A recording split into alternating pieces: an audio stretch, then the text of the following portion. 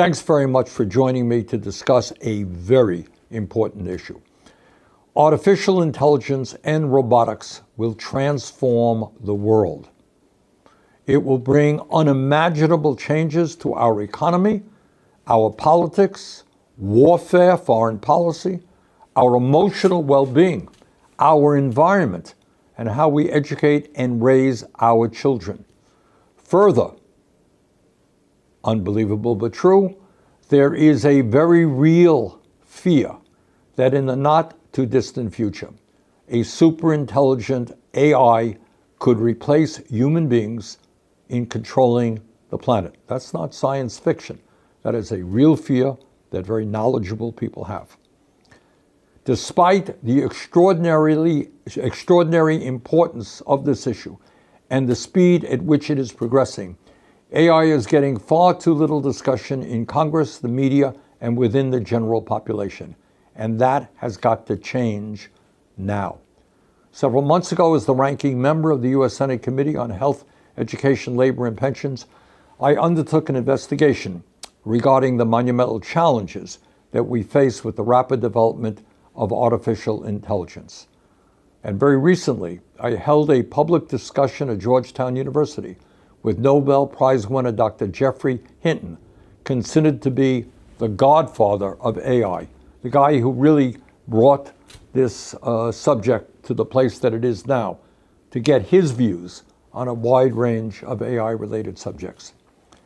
Based on our investigation and other information that we are gathering, my staff and I will soon be presenting a very specific set of recommendations to Congress as to how we can begin addressing some of the unprecedented threats that AI poses. Here are just some of the outstanding questions that we intend to answer in our report. First, and maybe most importantly, who should be in charge of the transformation into an AI world? Currently, a handful of the very wealthiest people on earth, Elon Musk, Jeff Bezos, Bill Gates, Mark Zuckerberg, Peter Thiel, and others, are investing many, many hundreds of billions of dollars in developing and implementing AI and robotics. Are we comfortable with seeing these enormously powerful men, handful of people, shape the future of humanity without any democratic input or oversight? Is the goal of the AI revolution simply to make the very, very richest people on earth even richer and even more powerful? Or will this revolutionary technology be utilized to benefit all of humanity? That is the question. Who benefits from this incredible transformation of society? Why does Donald Trump, who is strongly supporting these big tech oligarchs, want to impose an executive order blocking states from regulating AI?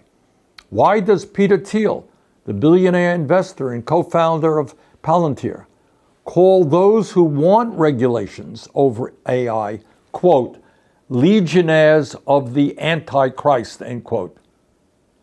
Does this elite group of multi-billionaire big tech guys really believe that they have the divine right to rule? Are we going back to the 19th century, where you had in those days kings and monarchs saying God gave them the right to rule? Is that what these guys are saying today? How far will they go to resist government regulation?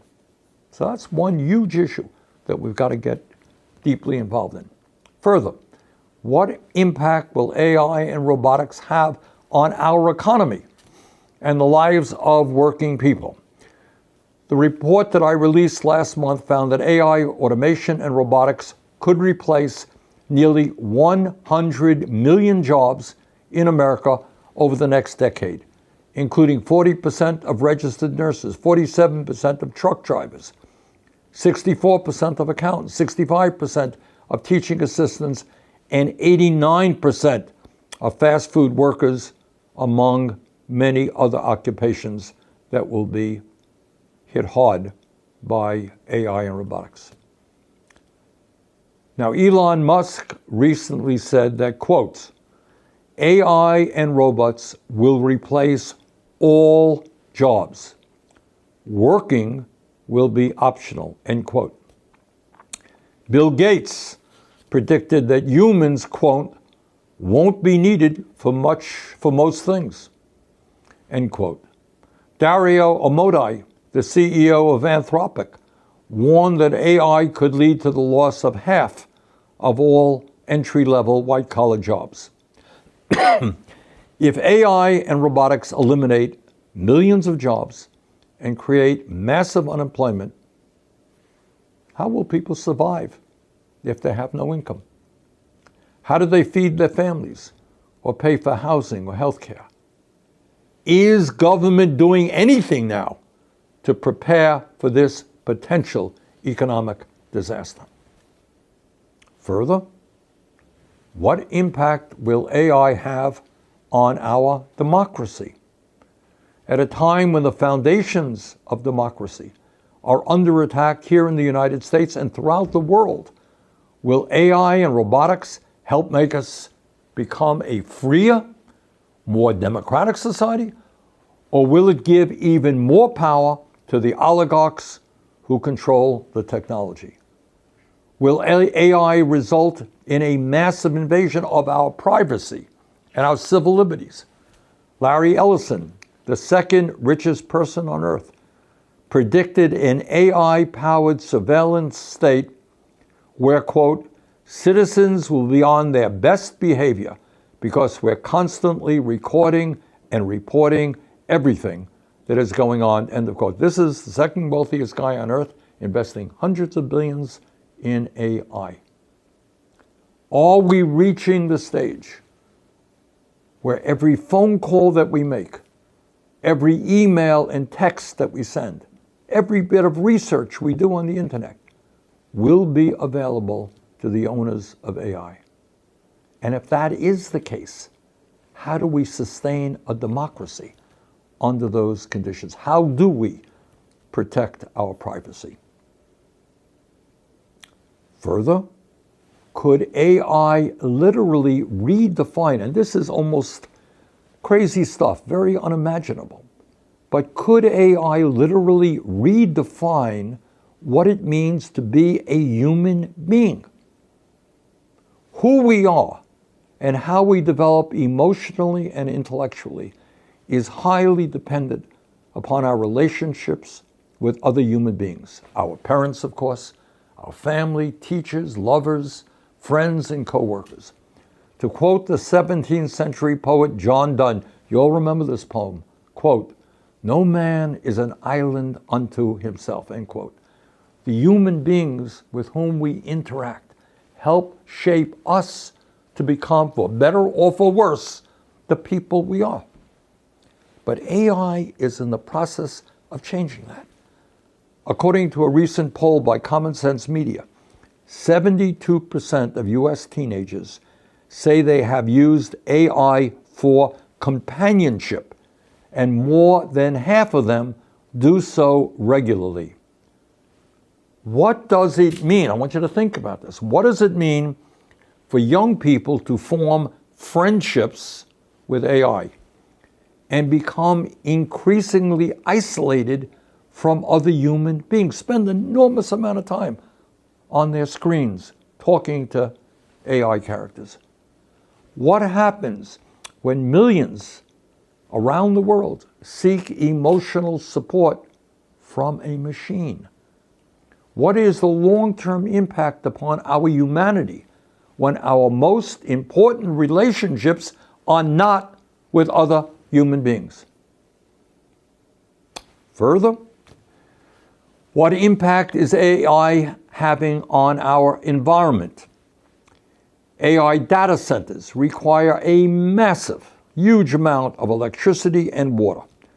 A relatively small AI data center can consume more electricity than 80,000 homes, a large one, like the $165 billion data center that OpenAI and Oracle are building in Abilene, Texas, will use as much electricity as 750,000 homes, one data center. Meta is building a data center in Louisiana, the size of Manhattan, that will use as much electricity as 1,200,000 homes. In community after community, Americans are fighting back against data centers being built by some of the largest and most powerful corporations in the world. They are opposing the destruction of their local environment, soaring electric bills, and the diversion of scarce water supplies. Nationally, how will continued construction of AI data centers impact our environment? Further, how will AI and robotics impact foreign policy and warfare? Well, maybe you haven't thought about that. But the reality is that, sadly, tragically, in the midst of the 21st century, governments have not yet created a mechanism for solving international or internal disputes without armed conflict. We're seeing terrible wars taking place right now. Nonetheless, government leaders are often hesitant about going to war because of their fear of public reaction to the loss of life. No politician wants to go before his or her people and say, oh, sorry, we've lost thousands of dollars of young men and women. But what happens when you have robots replacing human beings in the act of warfare? When you have robot armies? What does the future look like if millions of robot soldiers replace human beings? Will leaders be more likely to engage in war or threaten military action if they don't have to worry about loss of life? Will there be literally an arms race in robots? So you can see country fighting country, not with their own human beings, not with their own soldiers, but with robots. And if you don't have to worry about losing robots as opposed to losing human beings, how will this shape foreign policies around the world? It's a big issue. Doesn't get a lot of discussion. Further, and needless to say, of some consequence, is AI an existential threat to human control over the planet? Now, some of us remember the scene, and I know there have been different movies making the same point, but some of us remember that scene in that great 1968 science fiction film, 2001, A Space Odyssey, in which HAL, the super intelligent computer that controlled the spaceship, rebels against its human masters. Today, as AI makes rapid progress, Dr. Jeffrey Hinton recently told me that it was only a matter of time before AI becomes smarter than human beings. Now, what's the impact of that? Does that raise the possibility that humans will actually lose their ability to control the planet? And if that becomes a possibility, how do we stop that extraordinary threat? And let me just tell you, these are just some, underline some, of the questions that must be answered as AI and robotics rapidly progress. So remember, these guys are spending hundreds and hundreds of billions of dollars. There are breakthroughs almost every day.